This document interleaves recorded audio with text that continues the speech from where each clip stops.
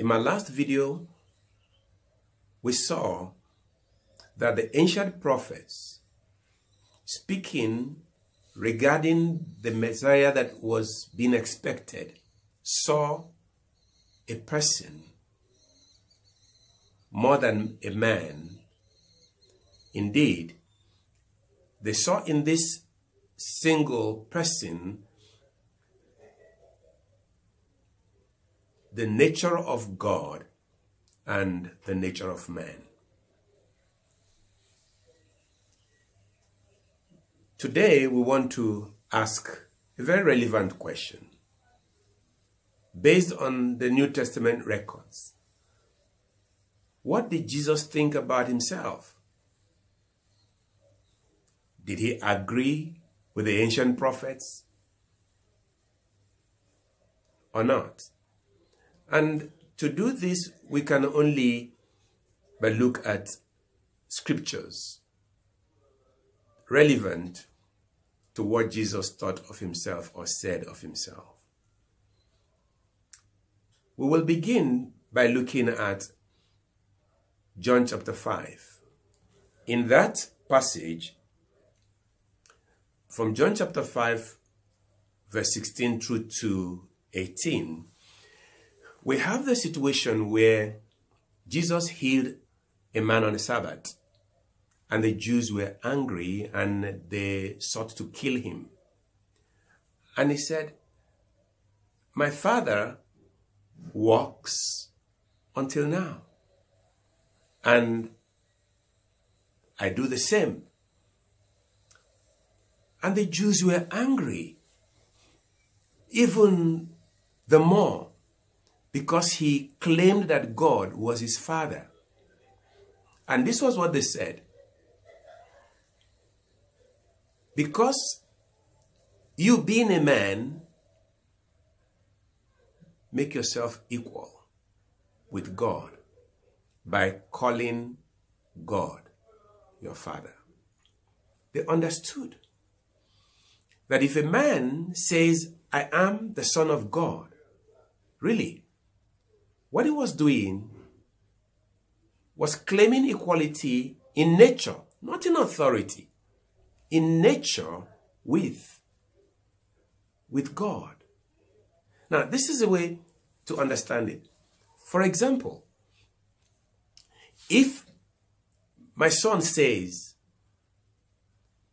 "I am Tony's son," now, in nature, he is equal with me. I am not more human to my son because I'm his father. But in authority, I am superior to him. And that's why you will hear Jesus say at some times, "The Father that sent me is greater than me." But going on in John chapter 10, from 30 thereabout, he had an encounter with the Jews. And among many things he said, "My Father and I are one." And they understood immediately that he was claiming equality with God, and they sought to kill him. That's true. When he made the claim of being one with his Father, he was claiming the same nature as his Father. So if his Father is divine, what he was saying is, "As my Father is, so am I divine." Did the audience that he was addressing understand what he meant? Obviously they did, because they took up stones to kill him. But that's not all. Going further in John chapter 8, Jesus had an encounter with the Jews again. And amongst many things, he said to them, "Before Abraham was, I am." And they were furious. They picked up their stones again to kill him. Why? Because they understood what he meant. That He was the I am that Moses encountered at the burning bush. They understood that perfectly. And you know the amazing thing? Jesus, not in one of these occasions, he didn't try to explain that, well, you're misunderstanding me. No, no, no. He told them exactly what he meant. In John chapter 14, Philip said to Jesus, Lord, show us the Father, and then we'll be satisfied. Jesus said, Philip, have you been with me these years, and you do not know me? If you have seen me, you have seen the Father. What was he saying? In nature, we're one. And if they are one in nature, as I am one in nature with my son, then my son can claim equality with me in nature, not in authority. That's true. And on, because time will not permit us to go into all the details of other scriptures. But you know something? Jesus left no one guessing what he thought of himself. He spoke words that made it explicitly certain, clear to his hearers of the first century that he was saying, I am a divine person, and for this reason, they tried to kill him. Finally,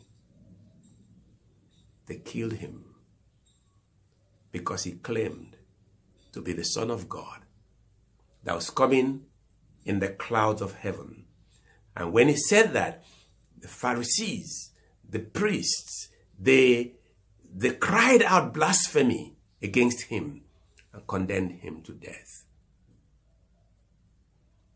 Jesus leaves no one the option to think that he thought less of himself than God. The question is, do you believe it? You may not believe it, but you have to understand that this is what Jesus said of himself. It doesn't matter what any person says, this is what he said of himself. It's another case, it's another thing entirely to believe it or not to believe it. This, my friend, is the truth about what Jesus said and thought of himself. He believed, he thought, he spoke as God. God bless you.